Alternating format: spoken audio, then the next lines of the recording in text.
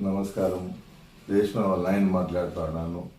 నేను డ్యూటీకి పోయిన తర్వాత నా బిడ్డకి యాక్సిడెంట్ జరిగిందని చెప్పినారు. నేను సడన్గా రాలేకపోతుంది. రెండోది ఏమంటే నేను అంత డబ్బు కూడా నా దగ్గర లేదు కాబట్టి సహాయపడేవారు ఉంటే నా బిడ్డని ఎత్తుకొని అందరూ గవర్నమెంట్ హాస్పిటల్ పోయినారు.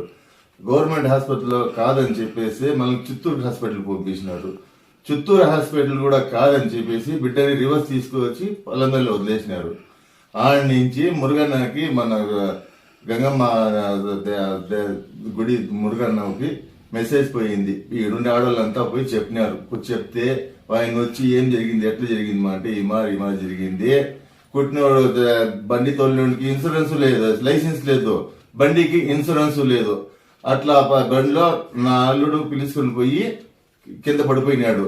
ఈ పరిస్థితిలో గంగమ్మ గుడి మురుగన్న వచ్చి నా బిడ్డని ఆదుకొని గవర్నమెంట్ హాస్పిటల్కి పోవద్దుమా, డబ్బులు ఇస్తాను, నువ్వు ఏడన్నా పోయి నడిచే విధంగా మళ్ళంగా తిరిగిరా తల్లి, నీకే పెద్ద సహాయమైనా ఏ చిన్న సహాయమన్నా నేను ఉండే వరకు నువ్వు భయపడద్దు, నువ్వు నడుచుకొని రావాలా, నువ్వు ఇట్లా పోతే నా వల్ల కాలేదు, ఎట్లా పోతావో అట్లా రావద్దమ్మా, నడుచుకొని రా, నీకే సహాయం కావాలని నేను చేస్తాను అని చెప్పి మురుగా చెప్తేనే మళ్ళీ బయలుదేరిపోయినాము.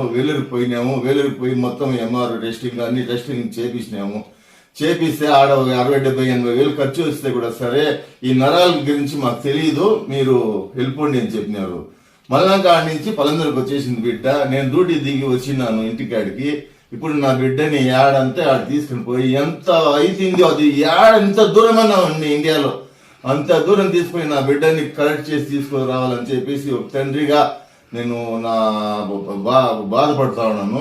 కానీ ఏమంటే దీంట్లో ఆ గంగమ్మ తల్లి ఆ మురుగన్న నాకు సహాయపడతాడని చెప్పి చెప్తానే నాకు చాలా కొండంత ధైర్యం వచ్చింది. 2 లక్షల రూపాయలు చేతికి ఇచ్చి నువ్వు పో తల్లి చూపించుకొని రా, మడక నడుచుకొని రా తల్లి అని చెప్పినాడు. అదే సార్ నాకు 2,10,000 ఇచ్చినాడు. అదే సార్ నాకు అని చెప్పి నేను దాంట్లోనే పని అయిపోతుందంటే ఈ మాట జరిగింది. నరాల వీక్నెస్ వల్ల అది కాదు అని చెప్పేసినారు. మనకు వచ్చేసినాము. ఇంకా రేపు మేము వేరే జాగాలో పోతా ఉన్నాము బెంగళూరుకి. దైవం వల్ల మీరు నా బిడ్డ బాగుండే మాదిరిగా ఆశీర్వదించండి. 10 మంది దగ్గర నాకే కొంచెం సహాయం అందించండి. ఇప్పటికే నాకు సహాయం అందింది, కానీ నా బిడ్డ నడుచుకునే మారి నడిచి వస్తే చాలు, నాకు ఇంకేం వద్దు, నాకు 1 రూపాయి వద్దు, నా బిడ్డ నడుచుకుని వస్తే చాలు, అదే నాకు ధన్యవాదాలు. ఎందుకంటే నా బిడ్డ చిన్నప్పటి నుంచి చేతిలో పెట్టి సాయికి ఆడిస్తే ఉండే బిడ్డ ఈ మారైతే ఏ తండ్రి కడుపైనా సరే భరించుకోదు. నా దగ్గర అంత స్తోమత లేదు, నాకు శక్తి లేదు, నా బిడ్డ